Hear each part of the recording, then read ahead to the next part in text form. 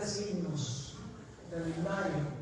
Yo no creo que solamente uno tiene que cantar himnos del himnario, pero los himnos del himnario son muy hermosos e inspiradores.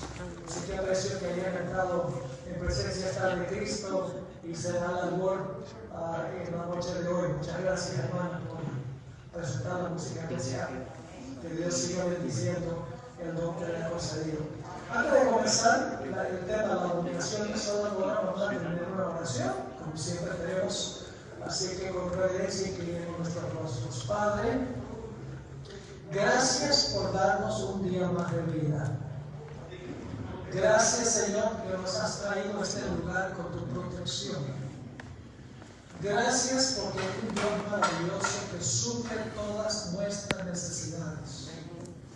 Gracias especialmente por tu santa palabra, que nunca regresa a ti vacía, sino que causa lo que tú quieres que ella cumpla cuando tú le envías. Pedimos al estudiar este importante tema esta noche que tu Santo Espíritu se manifieste en este lugar. Danos claridad de pensamiento, corazones tiernos, e impártenos tu poder para que podamos proclamar las maravillas de tu santa palabra en estos últimos días.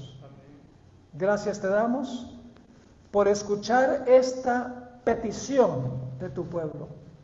Y gracias por respondernos, porque te lo imploramos en el nombre precioso que es sobre todo nombre, el nombre de Cristo Jesús. Amén. Amén.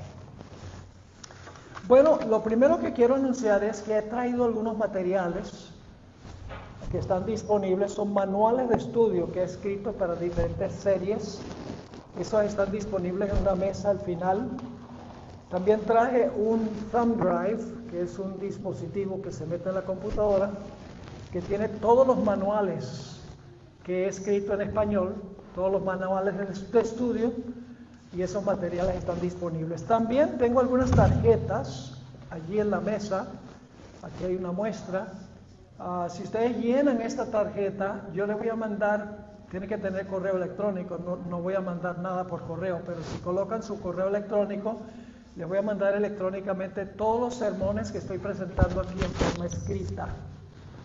Así que lo único que tienen que hacer es llenar la tarjeta, poner su correo electrónico seguro, y entonces yo cuando regrese les voy a mandar los 6 sermones bien completos, no son bosquejos, son sermones bien desarrollados para que ustedes los puedan tener y los puedan compartir con otras personas, porque estar aquí para escucharlos pues queda algo, ¿verdad? Pero se olvida mucho. Así que si los tienen escritos, van a poder usarlos más eficazmente para alcanzar a otras personas. Vamos primero a repasar lo que estudiamos anoche. ¿Cuántos estuvieron aquí anoche? Levanten la mano los que estuvieron anoche.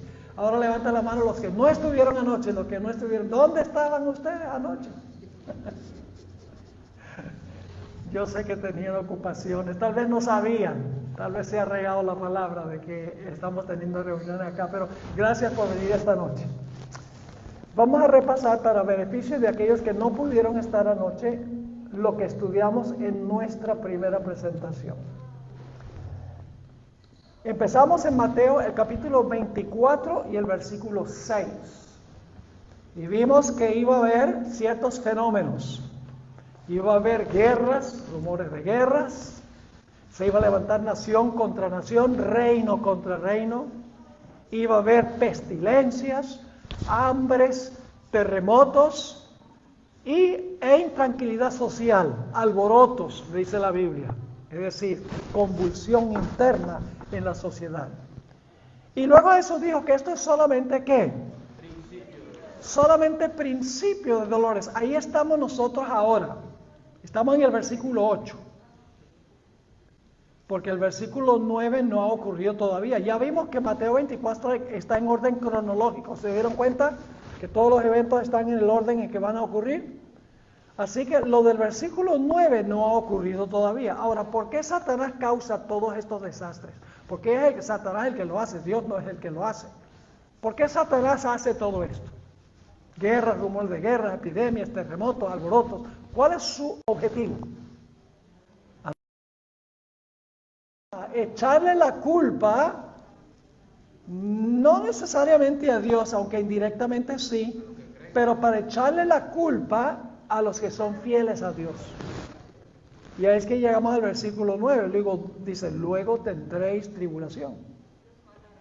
Y algunos de vosotros os matarán. Y seréis aborrecidos de todos por causa de mi nombre. ¿Eso ha pasado todavía? No, eso no ha pasado todavía. Así que sabemos que estamos en la transición entre el versículo 8 y el versículo 9. Este se conoce como el tiempo de angustia previo. Se usa la palabra tribulación sin calificativo. Mañana en la noche vamos a estudiar desde el versículo 21 en adelante, donde no dice tribulación, dice gran tribulación. Es decir, hay una tribulación pequeña y luego hay una gran tribulación después de cerrarse la puerta de la gracia. Ahora, ¿quiénes son los que van a traicionar a los fieles de Dios? Lo que uno menos espera.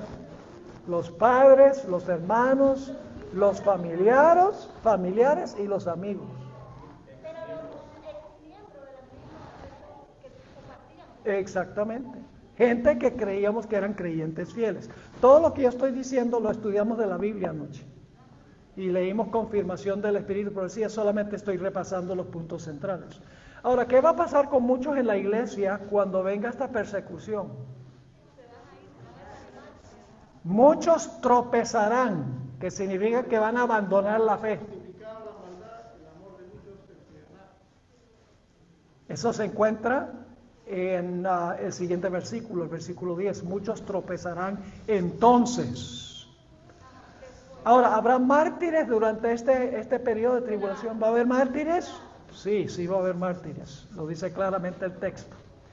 ¿Qué tendrá que hacer el pueblo de Dios, los fieles de Dios durante este tiempo? Durante este tiempo de angustia previo, cuando se está predicando el mensaje, ¿qué tendrá que hacer el pueblo de Dios? Bueno, todavía no huir. Tiene que comparecer ante ¿quiénes? Ante los gobernantes del mundo, ante los magnates de la tierra, los grandes pensadores. ¿Y cómo sabrán los fieles de Dios qué hablar? La hermana está como una cuchilla. No va a salir el mensaje de ellos. Habrán recibido la lluvia tardía. Y el Espíritu Santo les dará palabras para hablar cuando tengan que comparecer ante los gobernantes. Ahora, ¿qué va a pasar con el amor de muchos durante ese tiempo? El amor de muchos se va a enfriar. Algo no se puede enfriar al menos que haya estado ¿qué? Caliente antes. Es decir, parecían fieles antes, pero por causa de la transgresión de la ley, el amor de muchos se enfriará. Y especialmente el mandamiento que se está desobedeciendo es ¿cuál? El cuarto mandamiento. Pero no todos van a apostatar. Porque habrá un grupo que va a perseverar, ¿cuándo?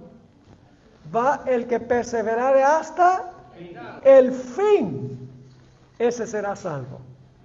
Y luego se habla de la predicación del Evangelio en todo el mundo. Ahora, el Evangelio se ha predicado desde los tiempos apostólicos en todo el mundo. Pero esta predicación es la predicación del Evangelio en el contexto del mensaje del primer ángel. Es el mensaje del Evangelio en conjunción con la idea de que la hora del juicio de Dios ha llegado. Los apóstoles no podían predicar eso porque todavía no había llegado el juicio. Ni Martín Lutero podía, ni Wesley podía, ni Guillermo Miller podía tampoco predicar. Porque el juicio comenzó en 1844. Es decir, Mateo 24:14 está hablando de la predicación del Evangelio en el contexto del juicio a partir de 1844 en adelante. Y ahora estamos a donde dejamos ayer. Vamos ahora a Mateo 24 y el versículo 15. Mateo 24 y el versículo 15. Fue parte de nuestra lectura bíblica para hoy. Dice, por tanto, cuando veáis en el lugar santo la abominación desoladora de que habló el profeta Daniel, el que le entienda, entonces los que estén en Judea huyan a los montes.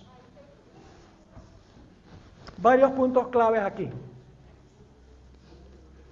La abominación desoladora, cuando los que estaban en la ciudad vieran la abominación desoladora, entonces debían huir a los montes.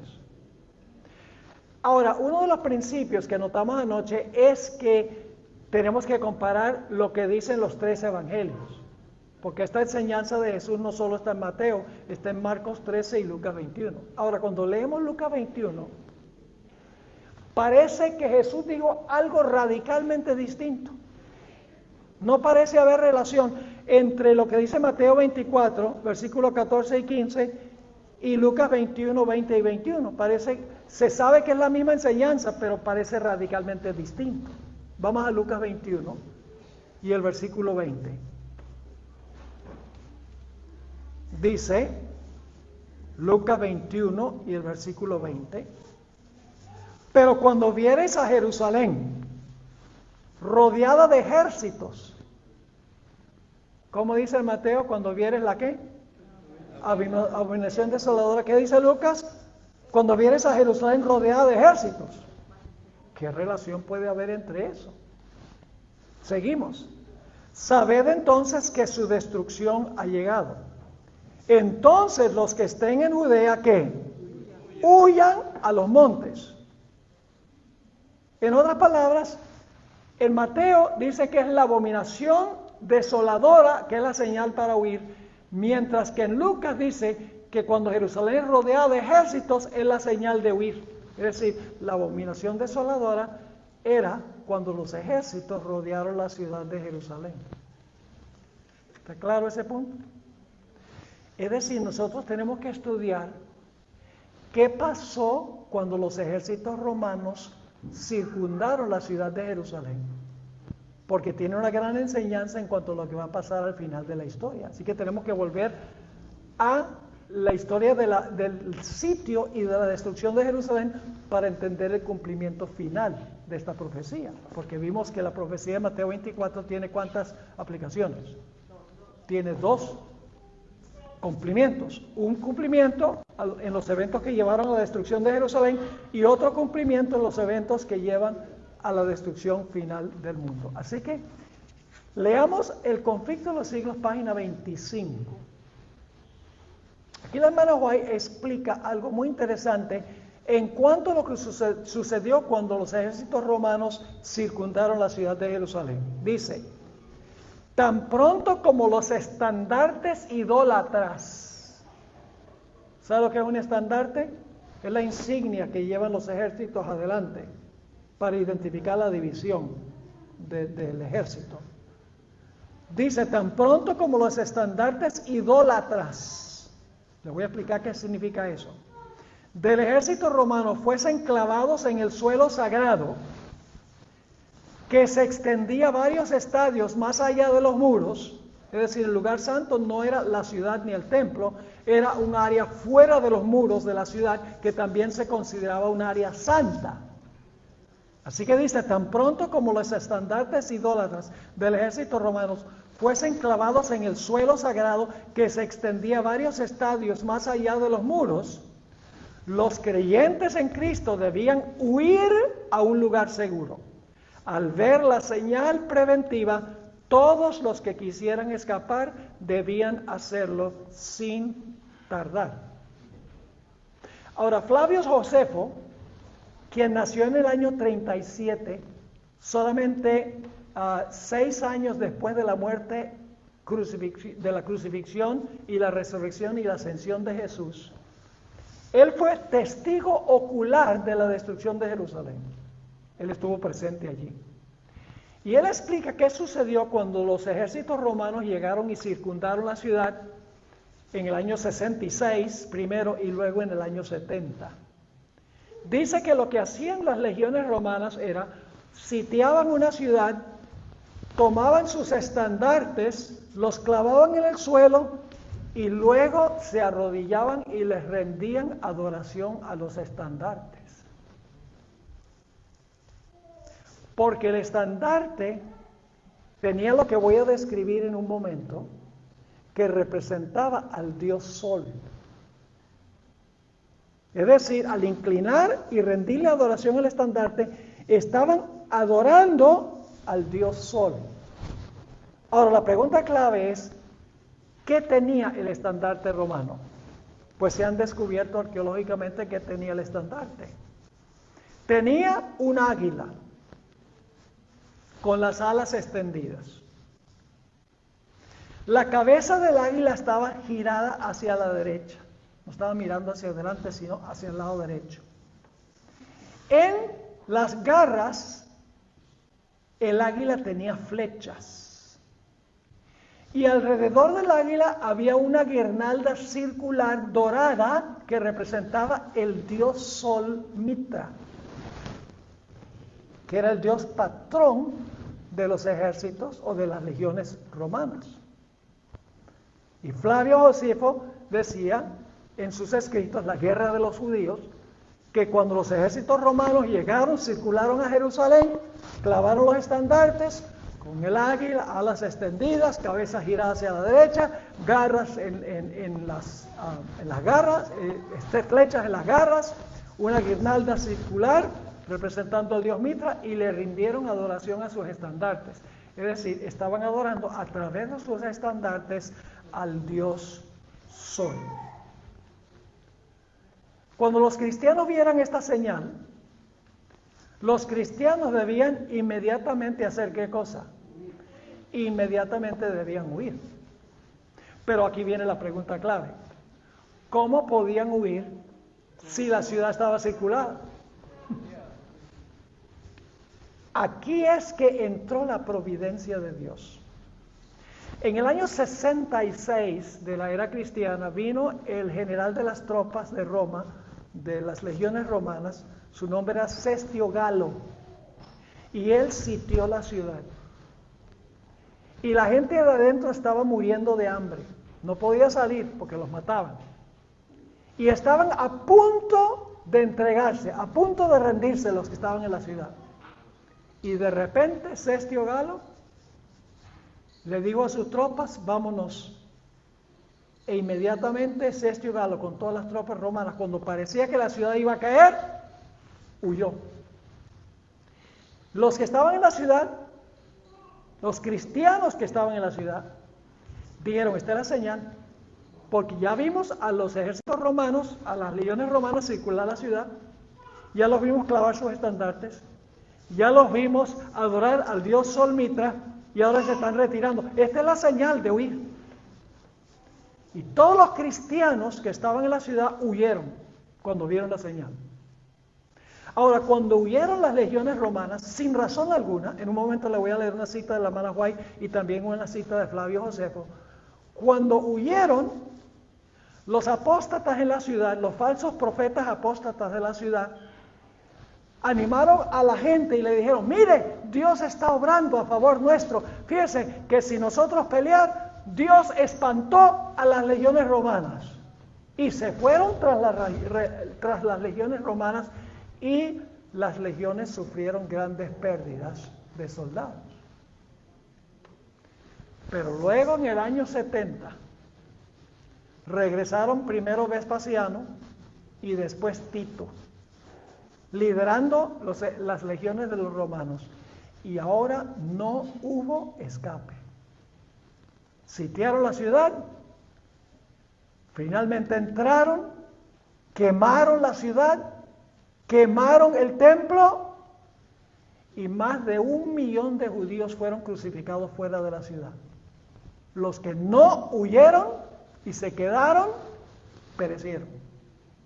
Pero la hermana White dice que ni un solo cristiano pereció en la destrucción de Jerusalén, porque habían visto los ejércitos romanos rindiéndole culto al dios Sol. Dijeron, esta es la señal de huida. Permítame leerles lo que dice la hermana White en el Conflicto de los Siglos, página 29, sobre esta retirada de Cestio. Escribió esto: después que los soldados romanos, al mando del general Cestio Galo, hubieron rodeado la ciudad, abandonaron de pronto el sitio de una manera inesperada. Y eso cuando todo parecía favorecer un asalto inmediato. Perdida ya la esperanza de poder resistir el ataque, los sitiados estaban a punto de rendirse, cuando el general romano retiró sus fuerzas sin motivo aparente para ello. ¿Quién los espantó? Dios. Porque Jesús había dicho que Dios iba a dar una señal para que los cristianos pudieran huir, y no podían huir. Después, cuando la ciudad fue sitiada por Tito, ya no podían huir, porque ¿cómo iban a huir si la ciudad estaba sitiada? Flavio Josefo escribió lo siguiente en cuanto a lo que sucedió con Cestio Galo. Escribió en su obra Las guerras de los judíos, donde describe la destrucción de Jerusalén. Dice: sin haber recibido desgracia alguna, sin haber recibido desgracia alguna y sin ninguna causa en absoluto, Cestio se retiró de la ciudad. Y ni un solo cristiano de los que huyeron cuando vieron la señal pereció. Ahora, esto tiene un cumplimiento final también, porque Mateo 24 tiene ¿cuántos cumplimientos? Tiene 2 cumplimientos. Así que esto tiene que haber un cumplimiento final, una señal para que el pueblo de Dios huya. Y tiene algo que ver con el sol y con el águila. Vamos a hablar un poco del cumplimiento final. Si tienen un billete de $1, sáquenlo. Voy a hablarles sobre los 2 círculos que se encuentran en la parte de atrás del billete de $1.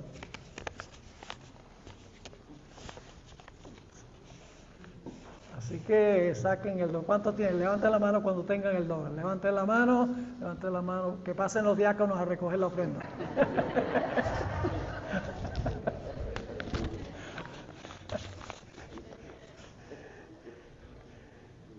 Ustedes se dan cuenta que en la parte de atrás del billete hay 2 círculos. ¿Los ven ahí? Este es el gran sello de los Estados Unidos. Es el sello oficial de la nación. Toda declaración ejecutiva, por ejemplo, Joe Biden ha hecho muchas declaraciones ejecutivas. Cada una de esas tiene que tener este sello para ser oficial. Todas las declaraciones legislativas, todas las leyes del país tienen que tener este sello para ser legales. Y todos las proclamaciones judiciales también. Es decir, todo lo que es ejecutivo, legislativo y judicial, para ser oficial tiene que tener este sello. Ahora, este sello fue creado en el año 1782. Solo 6 años después de la declaración de la independencia de los Estados Unidos. Es más, en 1776, cuando se proclamó la independencia de los Estados Unidos, ese mismo día, el 4 de julio, se reunió un comité para desarrollar un sello oficial que representaría al país. Y debatieron.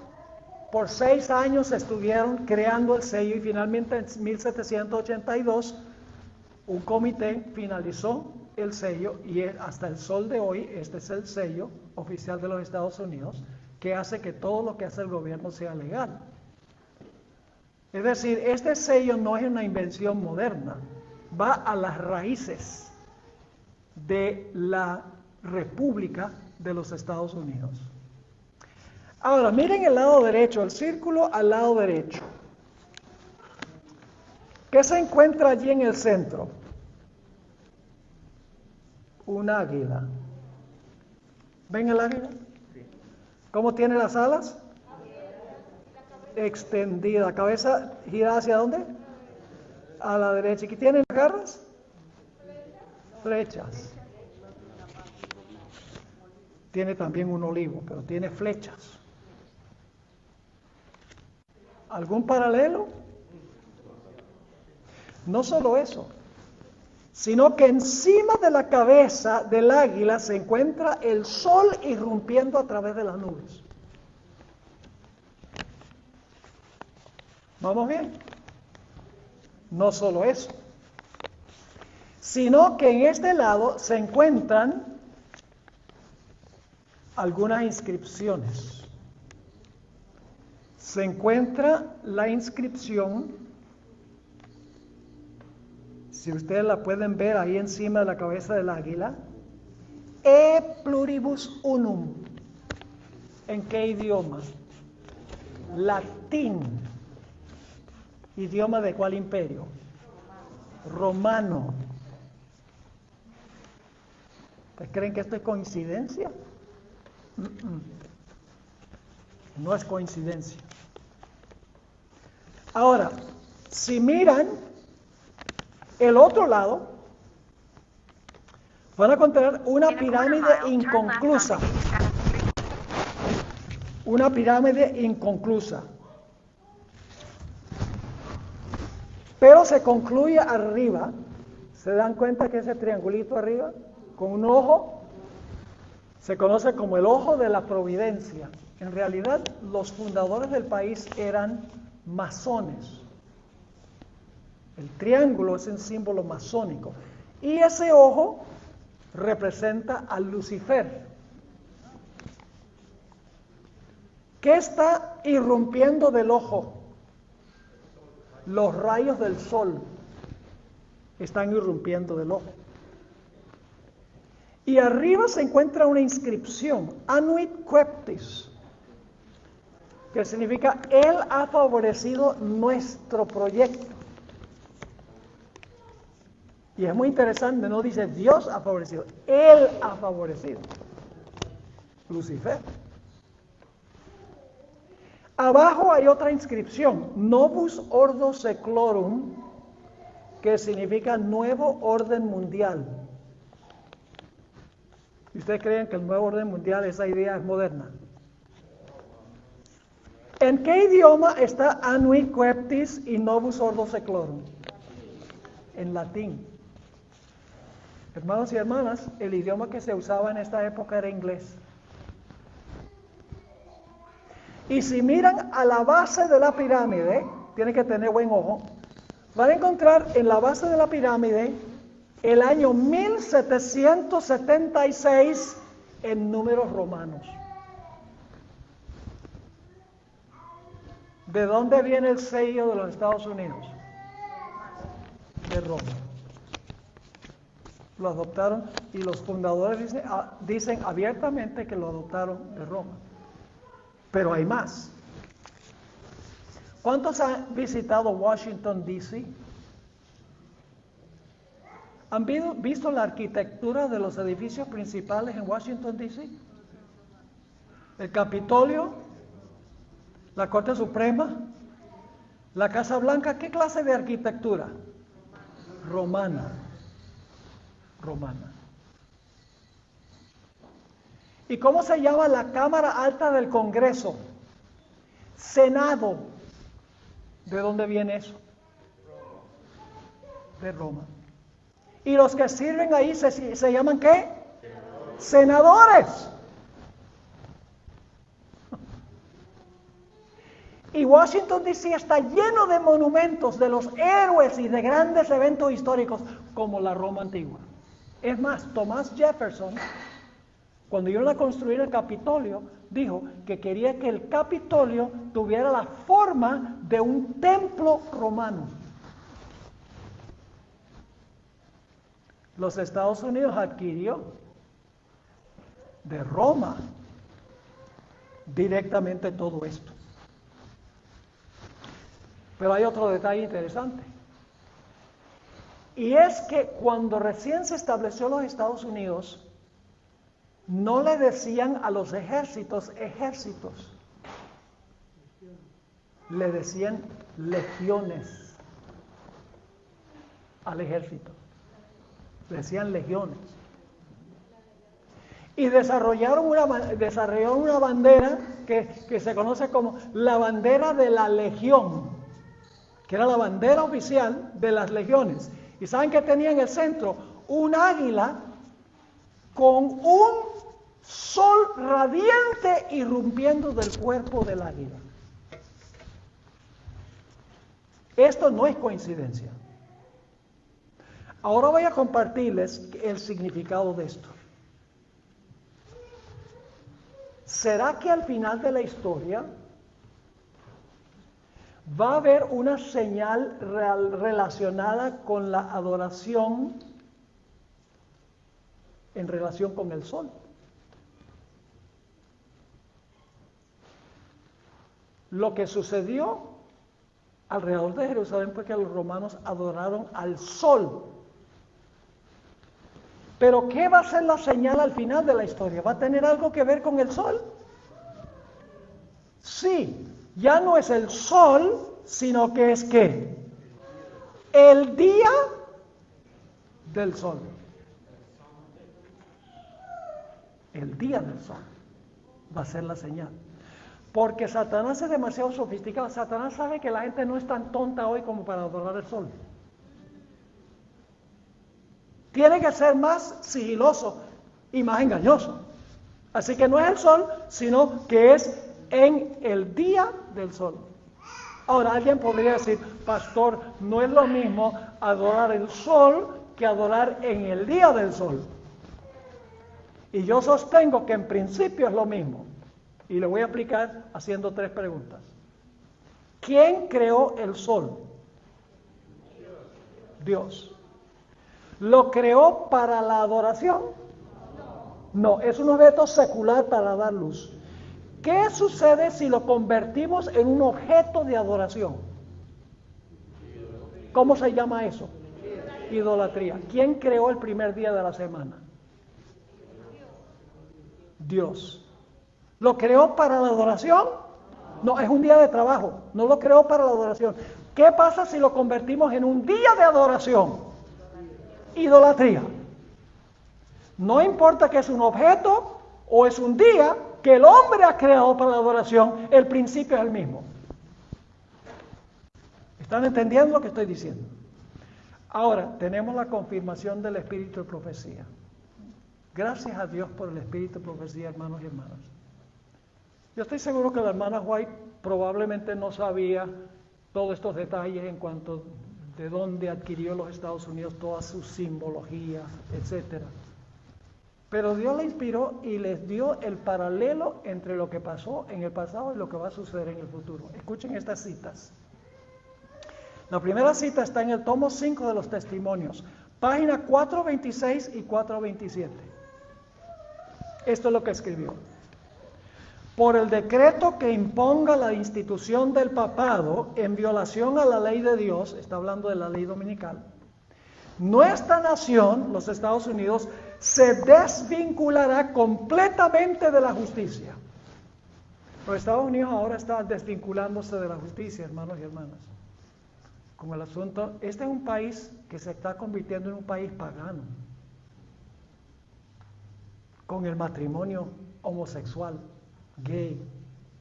Ahora déjenme decirles, no debemos odiar a las personas que practiquen el matrimonio gay, ni debemos odiar a los transexuales. No hay cabida para odio, pero sí podemos denunciar con la Biblia el estilo de vida que ellos viven. Podemos aborrecer el pecado y amar al pecador. Lamentablemente, generalmente lo que hacemos es amar el pecado y odiar al pecador. Hace varios años en New Jersey, cuando yo era el coordinador de la obra hispana allá, me invitaron a un programa religioso por televisión donde se iba a discutir cierto tema. Y entonces, en el proceso de la discusión, yo mencioné que podemos amar al pecador, pero odiar su pecado. Y este individuo, que no era mayormente religioso, dice: ¿y cómo se puede hacer eso? ¿Cómo puede usted amar al pecador y odiar el pecado del pecador? Porque el pecador fue el que hizo el pecado. Y entonces yo le hice una pregunta, le dije: ¿usted tiene hijos? Me dice: sí. ¿Ya están grandes o pequeños? Dice: no, ya son teenagers. Le dije: ¿a veces sus hijos hacen cosas que a usted no le gusta? Dice: sí. Entonces usted los odia por lo malo que hicieron. Se quedó congelado. Dice: no, yo amo a mis hijos, aun cuando hacen cosas malas. Y entonces, ¿por qué Dios no puede amar a un pecador que hace cosas malas? No hay cabida, hermanos y hermanas, para odiar a los que tienen un estilo de vida distinto, pero sí tenemos razón para estar en desacuerdo con su estilo de vida. Y los Estados Unidos poco a poco se ha convertido en una nación pagana. Hermanos y hermanas, casi uno no puede ver una película hoy en día que no esté saturada de espiritismo. En un país supuestamente compuesto mayormente de cristianos. Pero la hermana White dice aquí que por la ley dominical nuestra nación se desvinculará completamente de la justicia. Es la gota que va a llenar la copa. Como decimos en inglés, the straw that breaks the camel's back. Sigue diciendo: cuando el protestantismo extienda la mano a través del abismo para asir la mano del poder romano, cuando se incline por encima del abismo para darse la mano con el espiritismo, cuando bajo la influencia de esta triple unión, es decir, catolicismo, protestantismo y espiritismo, dice: nuestro país repudie todo principio de su constitución como gobierno protestante y republicano. Cuando dice republicano no está hablando del partido republicano, está hablando de un estilo de gobierno que es república. Algunos han dicho: los republicanos son los que van a poner la ley dominicana, no podemos votar por los republicanos. Bueno, cuando dice Republican, está hablando de un estilo de gobierno que es república, o sea, representativo, donde el pueblo elige a sus representantes. Así que cuando ella dice: cuando se incline por encima del abismo para darse la mano con el espiritismo, cuando bajo la influencia de esta triple unión nuestro país repudie todo principio de su constitución como gobierno protestante y republicano y haga provisión para la propagación de las mentiras y seducciones papales, entonces sabremos que ha llegado el tiempo en que se verá la asombrosa obra de Satanás y que el fin está cerca. Y ahora fíjense la comparación. Así como el acercamiento de los ejércitos romanos fue para los discípulos una señal de la inminente destrucción de Jerusalén, esta apostasía, que según el contexto es el asunto del domingo, esta apostasía podrá ser para nosotros una señal de que se llegó al límite de la tolerancia de Dios, de que nuestra nación colmó la medida de su iniquidad, y de que el ángel de la misericordia está por emprender el vuelo para nunca volver. Es la señal del cierre de la gracia. ¿Saben qué, hermanos y hermanas? Que una vez que los cristianos huyeron de Jerusalén, los que quedaron en Jerusalén, para ellos se cerró la puerta de la gracia. La señal de huir era cuando los soldados romanos le rindieron adoración al sol. La hermana White está diciendo: al final de la historia va a ser cuando el mundo le esté rindiendo adoración a Dios en el día del sol. Así que dice ella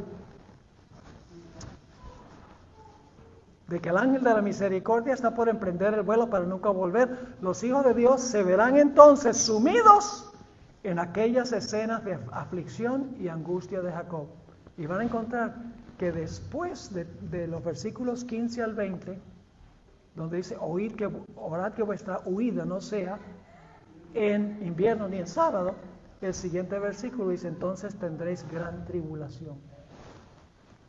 ¿Sí? Ahora, hay otra cita de la hermana White en el mismo libro, tomo 5 de los testimonios, página 439, donde repite el mismo pensamiento. escribió: no es ahora tiempo para que el pueblo de Dios fije sus afectos o se haga tesoros en el mundo. No está lejano el tiempo en que, como los primeros discípulos, seremos obligados a buscar refugio en lugares desolados y solitarios. Así como el sitio de Jerusalén por los ejércitos romanos fue la señal para que huyesen los cristianos de Judea, así la asunción de poder por parte de nuestra nación con el decreto que imponga el día de descanso papal será para nosotros una amonestación. Clarito, ¿verdad que sí? Y luego dice la hermana White: entonces será tiempo de abandonar las grandes ciudades, es decir, de huir, de abandonar las grandes ciudades y prepararnos para abandonar las menores en busca de hogares retraídos en lugares apartados entre las montañas. La última oportunidad para huir de la ciudad es cuando oficialmente se imponga la ley dominical en los Estados Unidos, pero hermanos y hermanas, en ese tiempo será más difícil huir, porque estaremos en el pequeño tiempo de angustia. Va a ser más difícil. Si habrá oportunidad de huir, pero será la última oportunidad de huir, y será en circunstancias supremamente difíciles. Todavía no se ha levantado en Estados Unidos esta señal, todavía no hay una ley dominical, aunque la pandemia ha demostrado cómo puede ocurrir y puede ocurrir rápido. Saben que yo he estado leyendo lo que dicen los ministros protestantes y los sacerdotes católicos y el Papa en cuanto a la pandemia. El Papa ha aprovechado la oportunidad de la pandemia para decir: mire, necesitamos dedicar un día a la semana para cuidar el medio ambiente y dar un descanso al medio ambiente, un descanso a los trabajadores, un día para que las familias estén juntos, para que puedan recargar sus baterías. No solamente el Papa está diciendo eso, sino muchos ministros. Es más, un ministro predicó un sermón, un ministro no adventista, en Canadá, y el título del sermón es: ¿por qué Dios nos quitó el domingo? Predicó ese sermón cuando las iglesias estaban cerradas. Y en todo el sermón él dijo: la razón por la cual Dios nos quitó el domingo, es decir, que no podemos ir a la iglesia el domingo, es porque no hemos estado guardando el domingo como debe ser. Y tengo montones de artículos y sermones de pastores no adventistas que han vinculado el asunto de la pandemia con lo que ellos consideran la violación del domingo como día de reposo. Como les mencionaba anoche, la pandemia es un experimento de Satanás. Él quiere ver cuánto se deja dominar la gente por miedo. Y la mayoría de la gente, por miedo, se ha acatado a todo. Cuando se cerraron las iglesias, nadie protestó. Bueno, hubo algunas pocas iglesias que protestaron. Cuando el gobierno dijo: no canten, no se cantó. Pero yo no tengo ningún problema, por ejemplo, en usar máscara, no tiene nada que ver con religión. Pero ya cuando el gobierno dice que no se puede la gente reunir en la iglesia y no puede cantar, ya eso, el poder civil está interviniendo en asuntos religiosos. Y en la Constitución dice que el gobierno no puede establecer ninguna ley que impida que usted practique su religión. Pero la gente por temor dice: no, para salvarnos tenemos que hacer todo lo que se dice. Y cuando las cosas se pongan bien mal, porque la pandemia es mala, pero no hemos visto nada, conforme a lo que estudiamos anoche.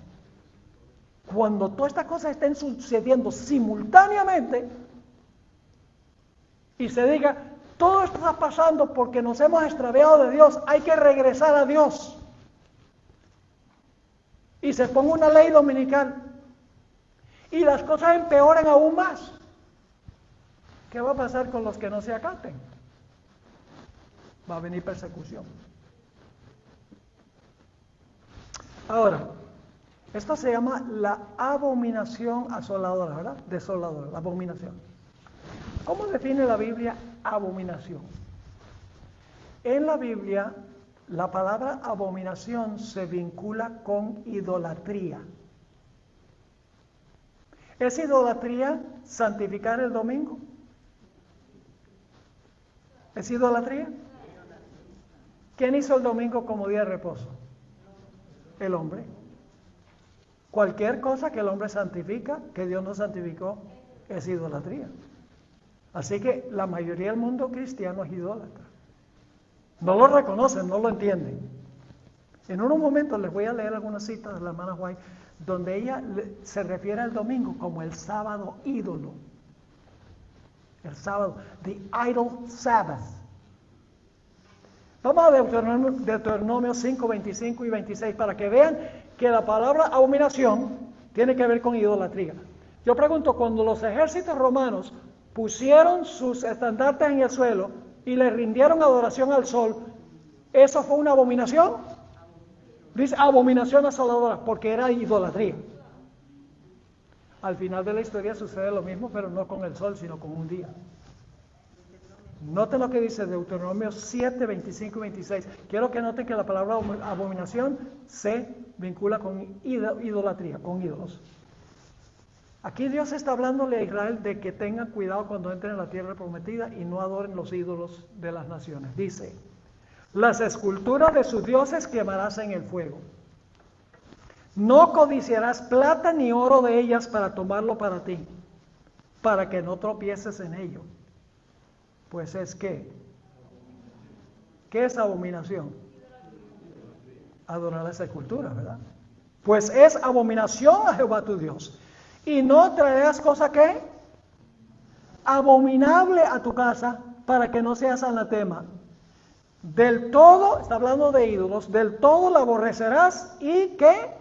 Y la abominarás, porque es anatema. En la época de Constantino el Grande, la iglesia adoptó los objetos de culto de los paganos. Los paganos paganizaron a la iglesia más bien que la iglesia cristianizara a los paganos. Entre las cosas que el catolicismo adoptó del paganismo y luego santificó, entre comillas santificó, está una estatua que era estatua de Júpiter. Está en la Basílica de San Pedro. Es una estatua donde cuando yo fui, por lo menos cuando yo fui al Vaticano, allá a la Basílica de San Pedro, la gente podía acercarse a la estatua y muchas personas le besaban el dedo gordo del pie y ya estaba acabado el dedo gordo. Ahora me dicen que le han puesto una barrera que no quieren que se quede sin dedo. Pero ¿saben algo interesante? Esa estatua que la Iglesia Católica santificó diciendo que es Pedro, estaba en un templo que representaba al dios Júpiter. Tomó del paganismo y lo bautizó como santo. Lo mismo hizo con el día de reposo. Digo, bueno, para ganar a los paganos, fácil. Lo que hacemos es adoptamos el domingo como día de reposo, lo santificamos, decimos, lo honramos porque Cristo resucitó ese día y entonces los paganos se van a sentir cómodos con nosotros. Eso pasó históricamente. Ahora, la hermana White tiene unas citas muy interesantes donde se refiere al domingo como sábado ídolo. Escribió, se requerirá gran cuidado y sabiduría en la presentación de la verdad del sábado. Se necesitará una gran medida de gracia y el poder de Dios para derribar el ídolo que se ha levantado en forma de un falso sábado. Un ídolo que se ha levantado en forma de ¿qué? De un falso sábado. Aquí hay otra. Al igual que Caín, los hombres de hoy están violando un claro así dice Jehová. Dios ha santificado y bendecido el séptimo día y requiere que todos lo santifiquen como memorial de la creación. Vamos a dedicar los últimos 3 días al sábado aquí en esta serie. porque está incluido aquí, porque orad que vuestra huida no sea en invierno ni. Todos los que huyeron guardaban ¿cuál día? Y todos los que van a huir al final de la historia guardarán ¿qué?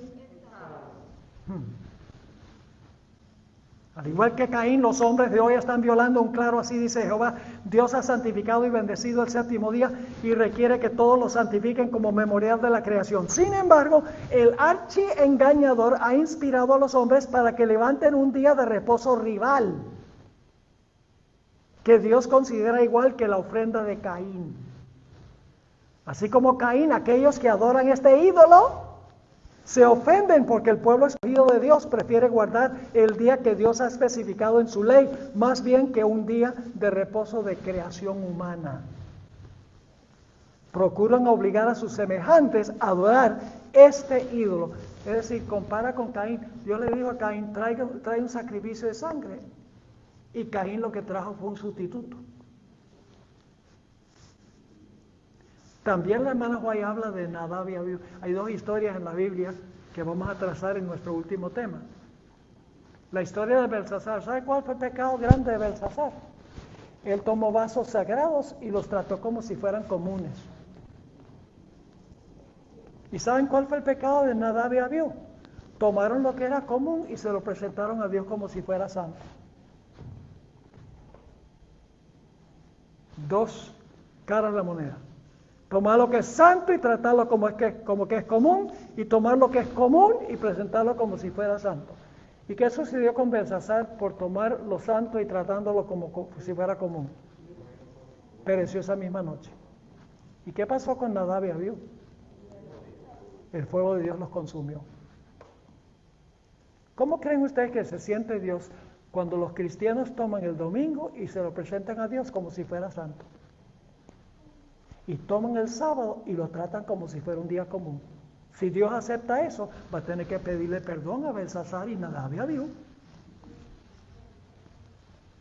¿Me están entendiendo lo que estoy diciendo? Ahora, aquí hay una última cita que voy a leer sobre esto. Esto se encuentra en Manuscript Releases, no está en español, tomo 19, página 244. Dice, entre los cristianos profesos hay idólatras.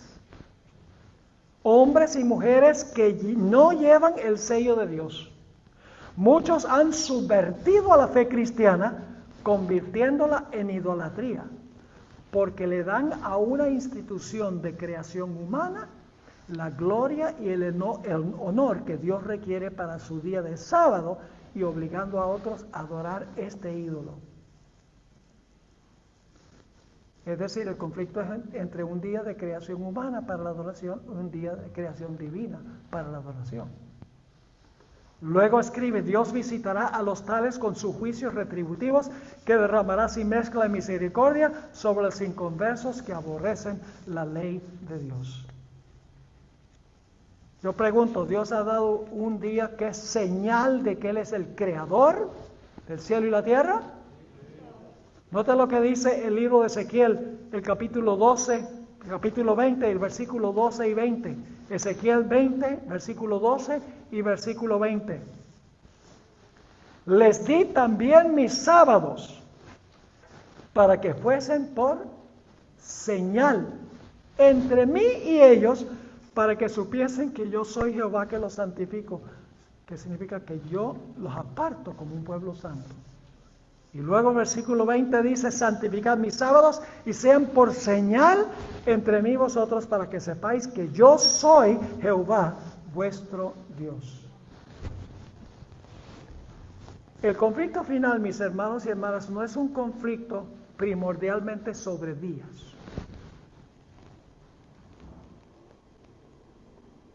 Vamos al comienzo de la historia. La primera prueba que puso Dios en el huerto del Edén. La prueba era sobre un árbol. Sí y no. Dios los probó con el árbol. Pero detrás del árbol estaba qué autoridad iban a obedecer. Si no comían del árbol, estaban aceptando la autoridad de ¿quién? De Dios. Si comían del árbol, iban a aceptar la autoridad ¿de quién? De Satanás. El día solamente era la forma en que Dios iba a probar cuál autoridad iban a obedecer. Y lo mismo sucede al final de la historia. Si guardamos el sábado, ¿quién creó el sábado como día de reposo? Dios. Génesis y Apocalipsis dice que fue Dios. Así que si nosotros guardamos el sábado, estamos reconociendo la autoridad ¿de quién? De Dios, quien estableció el sábado. Pero ¿qué sucede si estamos guardando el domingo? Estamos siguiendo u obedeciendo la autoridad del que creó el domingo como día de reposo. Y la Biblia dice que hubo un poder que se llama cuerno pequeño que pensó que podía cambiar la ley. ¿Cuál poder es ese?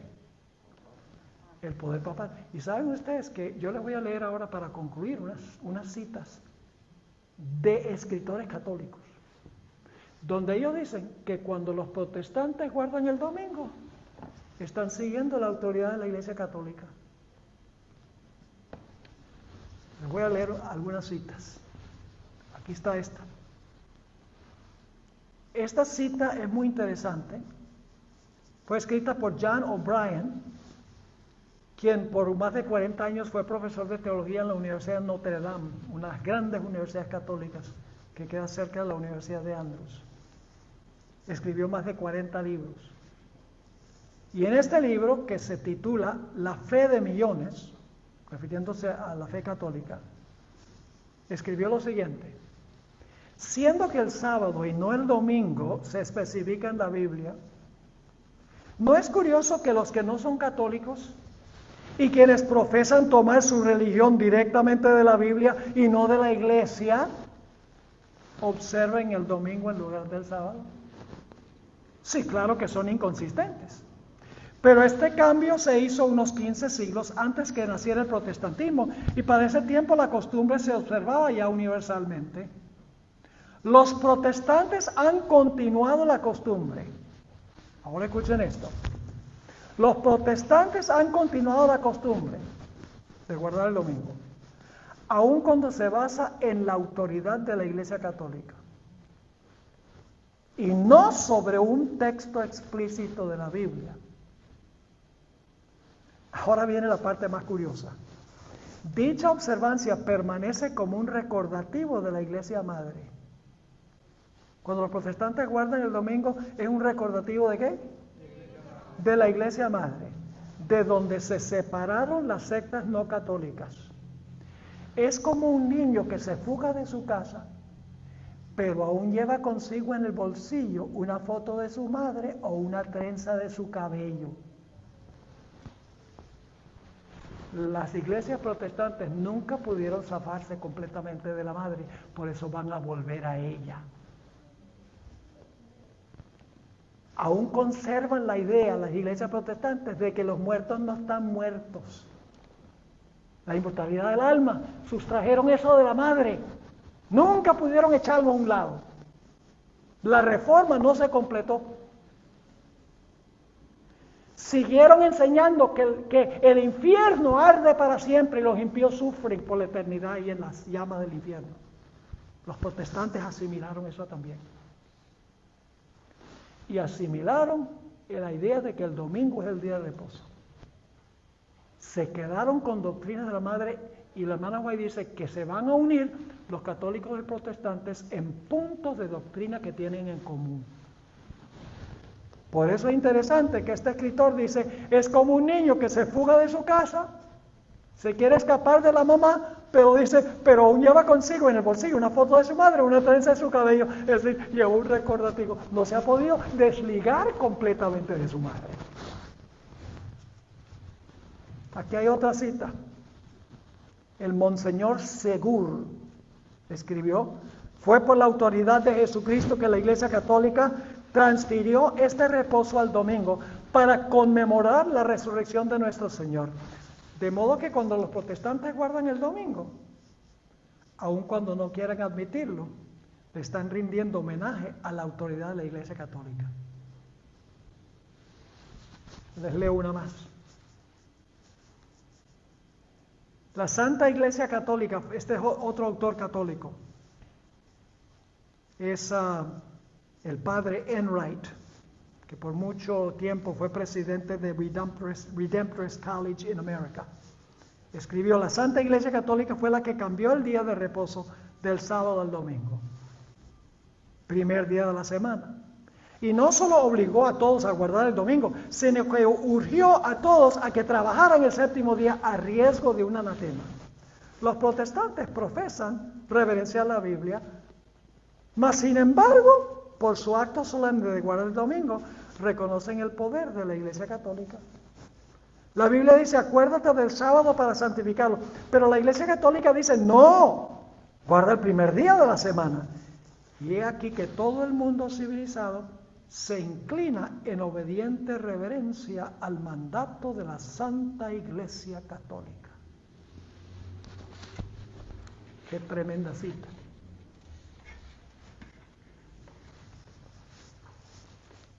Ahora, ustedes recuerdan los siguientes versículos después de la abominación asoladora.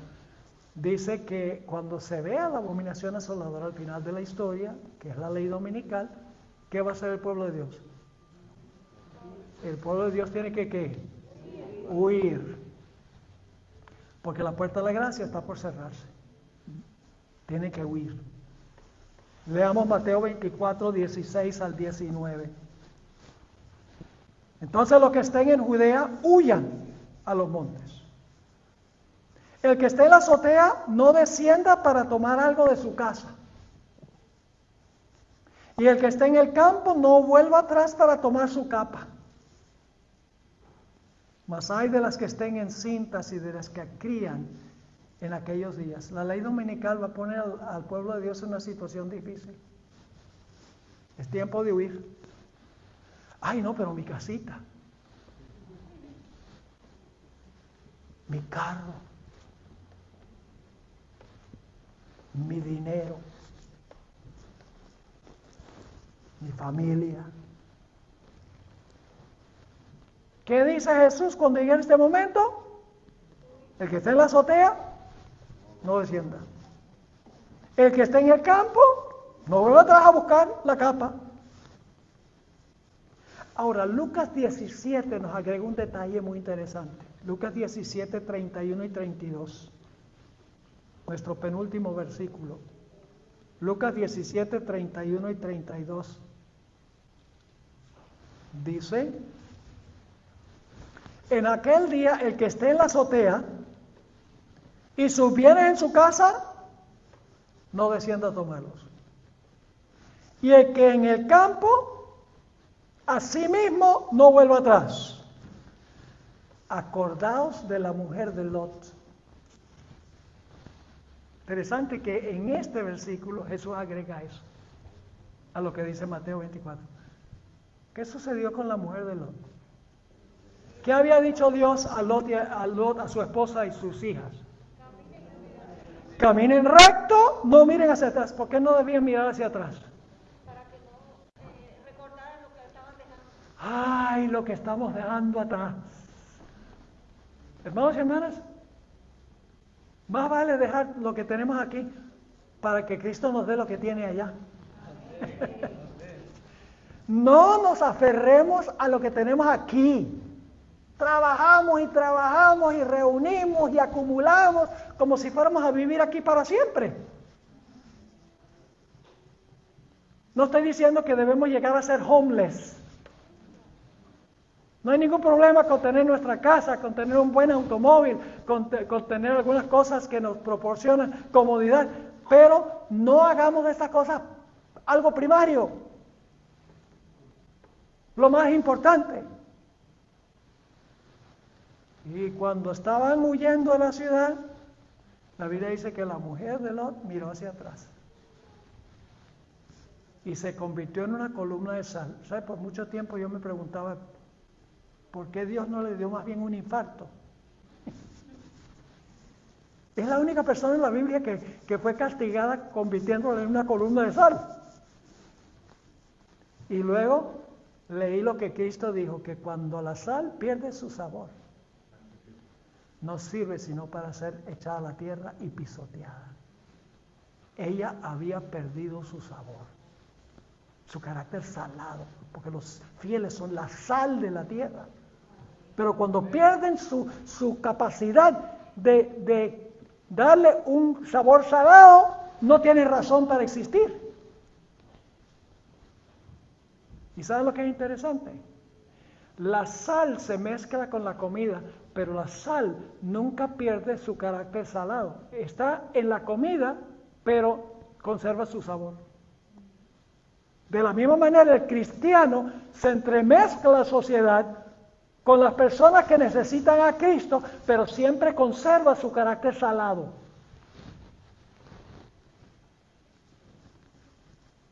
Hermanos y hermanas, estamos ya entrando en este tiempo. Y la pregunta clave es, ¿qué va a ser lo más importante para nosotros? ¿Nuestra fidelidad a Cristo o lo que tenemos? Jesús dijo, ¿de qué vale que el hombre gane todo el mundo y perdiere su alma? El último versículo es el versículo 20. Todos los que huyeron de Jerusalén, ¿qué día guardaban? El sábado. Orad pues que vuestra huida no sea en invierno, porque es muy frío. Yo he estado en Jerusalén en invierno, es frío, cae nieve. Claro, no como en Nueva York, pero se pone frío y cae nieve. Orad pues que vuestra huida no sea en invierno ni en sábado. ¿Qué día guardarán los que huyan al final de la historia? El sábado.